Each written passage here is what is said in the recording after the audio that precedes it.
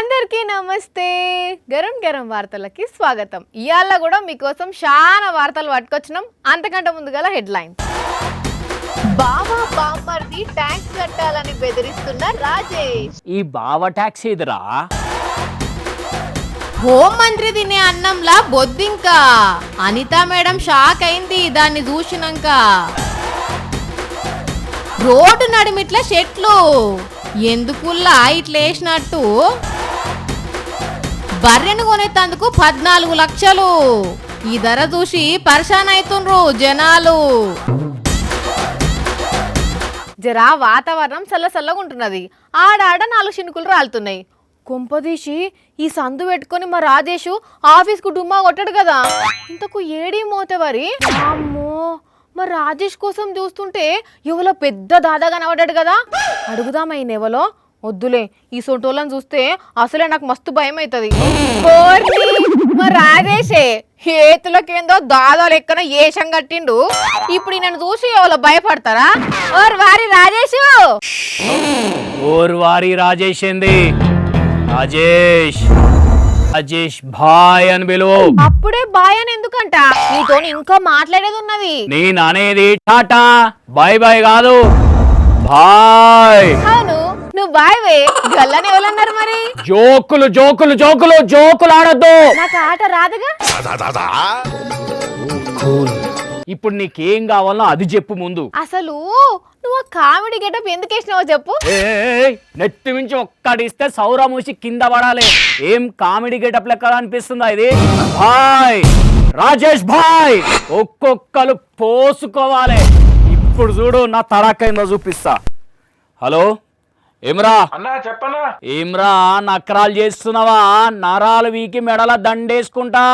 ఈ నెల ట్యాక్స్ ఏది? ట్యాక్స్ అమ్మ తోడన్నా, పొద్దుగాలనే పంపిన కదన్నా. అది నా బామ్మర్ది ట్యాక్స్ బై. ఈ బావ ట్యాక్స్ ఏదిరా?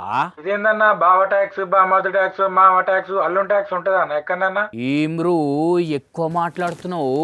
బావ ట్యాక్స్ పంపి మర్యాదగా చెప్తున్నా. ఏంది దందా చేస్తానవా? అయినా ఇప్పటిదానిక ఎన్నో రకాల ట్యాక్సులు చూసినా గానీ బావా బామ్మది ట్యాక్స్ ఏంది కొత్తగా? అరే జర రాగు చెప్తా గాని. హలో అరే సదిగా ఏమ్రా బామ్మర్ది ట్యాక్స్ పంపినావు గాని బావ ట్యాక్స్ ఎదురా? ఏందన్నా మెయిన్ సంపాదించిన సంపాదన అంతా బావ బామ్మర్ది ట్యాక్స్ తక్కే సరిపోయేటట్టు ఉన్నది.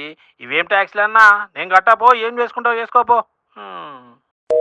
హలో హలో అరే ఈ సంగతి చెప్తాగు. మళ్ళా చికెన్ అమ్మకుండా చేస్తా కొడుకును. ఇన్కమ్ ట్యాక్స్ ఉంటది, హౌస్ ట్యాక్స్ ఉంటది, సర్వీస్ ట్యాక్స్ ఉంటది గానీ ఈ బావా బామ్మర్ది ట్యాక్స్ ఉంటదా ఎక్కడన్నా? అరే ఉంటది భయ్, నీకేం తెలుసు? మనం ఏం ట్యాక్స్ పెడితే గా ట్యాక్స్ కట్టాల్సిందే. అయినా ఆళ్ళగడ్డల అక్క బావ ట్యాక్స్ నడుస్తున్నదట. దాని మీద ఎవ్వరు మాట్లాడారు గాని నేను బావా బామ్మర్ది ట్యాక్స్ అంటే గంత పరిశాన్ అవుతారేంది నాకు అర్థం కాదు. అక్క బావా ట్యాక్సా? అదేంది వింతగా? ఏను నీకే తెలుస్తుంది. ఆళ్ళగడ్డ గురించి ప్రత్యేకంగా చెప్పనవసరం లేదు. కోళ్ల దిబ్బల మీద మేసే కోళ్ల దగ్గర నుంచి రోడ్ల మీద తిరిగే బస్సుల వరకు ప్రతి దానికి ట్యాక్స్ కట్టాల్సిందే. అక్క బావ ట్యాక్స్ అని కొత్తగా పెట్టారు. ఈ ట్యాక్స్ కట్టాల్సిందే. ఇన్నవా? ఎవ్వరైనా సరే ఆళ్ళగడ్డల అక్క బావ ట్యాక్స్ బరాబర్ కట్టాలన్నట గంతే. వాళ్ళదొక రకం ట్యాక్స్ అయితే వాళ్ళ లెక్కనే నాదొక ట్యాక్స్ గంతే. హలో అరే ఏం రావా? ఏ బావ ట్యాక్స్ కట్టవా? ఏడునో బిడ్డను వస్తున్నావురా? నీ సంగతి చెప్తా ఏమనుకుంటున్నావు? వామ్మో, ఈ అఖిల ప్రియ మేడం కోళ్ళ దుకాణ పొల్ల దగ్గర కూడా వసూలు చేస్తున్నది కమిషన్లు అని అప్పట్లో మస్తు వార్తలు వచ్చినాయి. ఇప్పుడు ఏకంగా అందరి దగ్గర అక్క బావ ట్యాక్స్ వసూలు చేస్తుర్రట. ఇవ్వకపోతే బెదిరిస్తుర్రట. ఇదే మాట చెప్పిండు వైసీపీ మాజీ ఎమ్మెల్యే గంగుల నాని సారు. ఇవేం వసూల్లో ఏమో అనుకుంటుర్రంతా. పోయిన సర్కారు ఎట్లున్న ఈ స్కూళ్లను ఎట్లా తయారు చేసిందుల్లా? బ్యాగులు, బట్టలు, షూలు, బుక్స్ అన్ని టైంకి ఇచ్చేది పిల్లలకు. అంతేకాదు డిజిటల్ క్లాస్ రూమ్లు, టాయిలెట్లు అన్నీ ఎంతో మంచిగా సౌలతులు చేసి ప్రైవేట్ బళ్ళ కంటే సూపర్గా తయారు చేసింది. పిల్లలు కూడా ఒక్కొక్కరు సూపర్గా ఇంగ్లీష్ మాట్లాడినరు. ఇక తిండి ముచ్చటకొస్తే పిల్లలకు మంచి ఫుడ్ పెట్టిరప్పుడు, అది కూడా ఆషామాషి తిండి కాదు, మంచి బలంగల తిండి. కానీ అదే ఇప్పుడు చూస్తే హోంమంత్రి అనితా మేడము పిల్లలందరితోని కూసుండి కలిసి భోజనం చేద్దామని గిట్ల ప్లేట్ల చెయ్యి పెట్టి కలిపిందో లేదో అంతే ఆ అన్నంలో ఇగో ఈ బొద్దింక కనబడ్డది. మరి ఫస్ట్ దీన్ని చూసి మాడిపోయిన వెల్లుల్లి అనుకున్నదో లేకుంటే కరివేపాకు అనుకున్నదో గాని డౌట్ వచ్చి మీదికెత్తి చూసేటాలకు మంచిగా కనబడ్డది బొద్దింక పురుగు. దెబ్బకు కక్కొచ్చినట్టు కావచ్చు మేడానికి, అందుకే మస్తు కోపం చేసింది. బీసీ వెల్ఫేర్ హాస్టల్ ఎంత అద్భుతంగా ఉన్నాయి, ఎంత అద్భుతంగా ఉన్నాయని మేము అనుకుంటుంటే భోజనం కూడా సరిగా లేదు. మరి కోపం రాదా అనుల్లా? ఏదో హాస్టల్ను సందర్శించినా పిల్లలతోని కలిసి భోజనం చేసినా అని బయట చెప్పుకునేదందుకో సూయించుకునేదందుకో మేడం వచ్చి ఇట్లా భోజనం చేయబోతే దాంట్లో పురుగు వస్తే ఎట్లా అన్నట్టు? మేడం పతార ఏం కావాలి, ఈ సర్కార్ పతార ఏం కావాలి? గిట్లాంటి పురుగులు పడ్డ బువ్వ పెడుతున్నదా ఈ సర్కారు అని జనం అనుకోరా? అయినా హోంమంత్రికి పెట్టిన బువ్వలనే ఇట్లా బొద్దింకొస్తే రోజు పిల్లలకి ఎట్లాంటి బువ్వ పెడుతున్నట్టులా ఇక. అందుకేనా ఏంది మేడం వెనకాలన్న ఈ చెల్లె రోజు మా పరిస్థితి ఇదే, మేమెట్లా తింటున్నాం అని లోపల అనుకుంటున్నదో ఏమో, అందుకే నవ్వాపుకుంటున్నట్టుగా నవ్వడుతున్నది. నక్కపల్లి బాలిక గురుకుల హాస్టల్ ఇది. ఈడ ఏం చక్కగా సౌలతులు లేవు. 45 మంది ఆడపిల్లలున్నారు. అయినా వార్డెనో 5 గంటలకే వెళ్ళిపోయినరట. సీసీ కెమెరాలు కూడా లేవు. గిట్లున్నది ఇప్పుడు పరిస్థితి. కానీ చూసినరా పబ్లిక్, నాడు ఎట్లాంటి తిండి అందింది పిల్లలకు, ఇప్పుడు ఎట్లాంటి తిండి అందుతున్నదో ఇక మీరే చెప్పుండ్రి. నిన్న శ్రీశైలం లడ్డులా బొద్దింకొచ్చింది, ఇప్పుడు హాస్టల్లో తినే బువ్వలా బొద్దింకొచ్చింది. ఇక అసలు వీళ్ళు ఏం పని చేస్తున్నట్టులా అని అనుకుంటున్నారు కొందరు పబ్లిక్. నవ్విపోదురుగాక మాకేటి సిగ్గు అన్నట్టు కొంతమంది గవర్నమెంట్ ఆఫీసర్లు చేసే పనులు చూస్తే నవ్వలనో ఏడవలనో అర్థం కాదుల్లా. అరే ఏదైనా పని చేసేటప్పుడు ముందు వెనక ఆలోచన చేసి ప్రజలకు అక్కడికొచ్చే పని చేయాలి కదా, అట్లా చేయరు. తిన్నామా పన్నామా తెల్లారిందా అన్నట్టే ఆడికాడికి సుట్టబెట్టి అయిపోయింది అని చేతులు దులుపుకుంటారు. గా బీహార్ రాష్ట్రంలో ఏం వెలగబెట్టిరో చూస్తే మీరు కూడా గదే మాట అంటారు. ఓర్ని ఇదెక్కడి కథరో, ఎక్కడన్నా రోడ్డుకు అడిదిక్కు ఇడిదిక్కు ఉంటాయి చెట్లు, కానీ ఇక్కడేందుల్లా నడిమిట్లున్నాయి చెట్లు. ఇట్లెట్లేసిర్రు రోడ్డు? అసలు రోడ్డు వేసినాక చెట్లు పెరిగినాయా లేకపోతే చెట్టు ఉండగానే రోడ్డు వేసిర్రా అని ఆ రోడ్డు పొంట పోయేటోళ్ళందరూ ఆశ్చర్యపోతున్నారు. అసలు కథ ఏందనంటే బీహార్ రాష్ట్రం పట్నా గయా మెయిన్ రోడ్ మీద జహానాబాద్ ఏరియాల ఈ నడుమ 100 కోట్లతోని 7 కిలోమీటర్ల పొడవు రోడ్డు ఎడల్పు చేసిర్రు. ఇగో ఈ స్పాట్ కు వచ్చేటాలకు అడ్డంగా ఉన్న చెట్లను కొట్టేయాలని ఫారెస్ట్ ఆఫీసర్లను రిక్వెస్ట్ చేసిరట రోడ్డేసే సార్లు. చెట్టును కొట్టేస్తాం గాని అందుకు బదులుగా 14 హెక్టార్ల భూమిని ఫారెస్ట్ డిపార్ట్మెంట్ కు కేటాయించాలి అని ఫారెస్ట్ వాళ్ళు డిమాండ్ చేసిరట. ఏహే ఇక ఇది అయ్యేది కాదు పోయేది కాదు అనుకొని ఆ చెట్లను నడిమిట్ల గట్లనే ఉంచి అటు ఇటు రోడ్ వేసేసి అయిపోయిందని చేతులు దులిపేసుకుర్రట. అయితే తో మంచుగానే ఉన్నది కదా అనుకొని ఫుల్ స్పీడ్తో పోతున్నోళ్ళు సడన్ గా ఈ చెట్లను చూసి సడన్ బ్రేక్ వేసి ఆగమాగం అవుతున్నారు.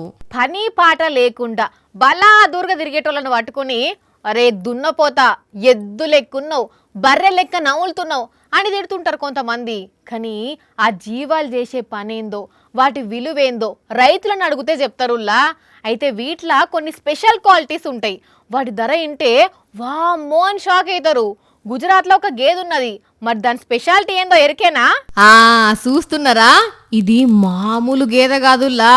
గుజరాత్ రాష్ట్రం కచ్ జిల్లాలో ఉండే బన్ని జాతి గేదె.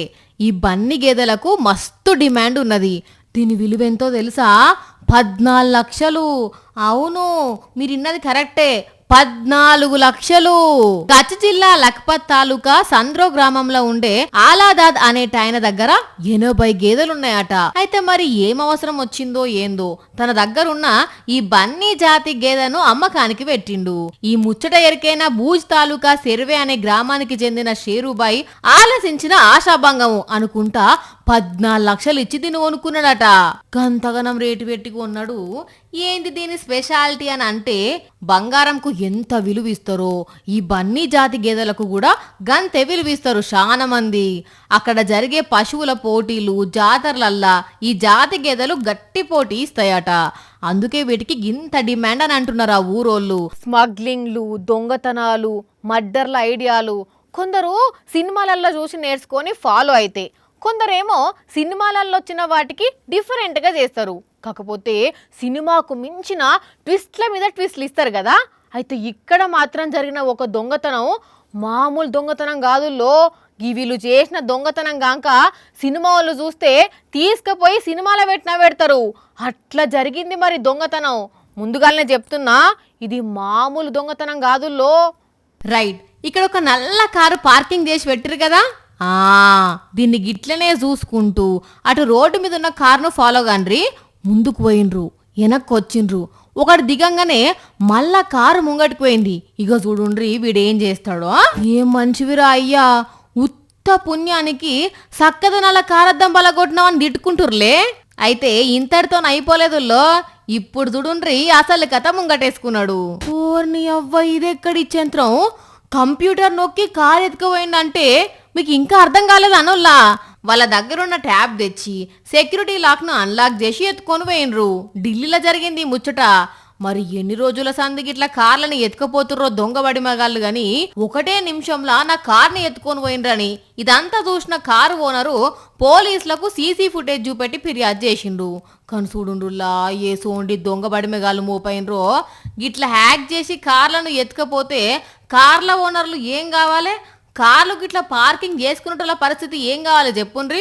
అయినా ఏడికి పోతారు, పోలీసులు పట్టుకొచ్చి ఈపు చింతపండు చేస్తారు. కానీ మీరైతే మీ కారులను పైలంగా పెట్టుకోండి, సరేనా? చూసిరు కదా, ఇవి ఇవాల్టి గరం గరం వార్తలు. మళ్ళొచ్చే ఎపిసోడ్లో ఇంకిన్ని గరం గరం వార్తలతో కలుద్దాం. మన టైం అయితే గుర్తుకున్నది కదా, రాత్రి 8:30కు, మళ్ళీ పొద్దుగాల 8:30కు.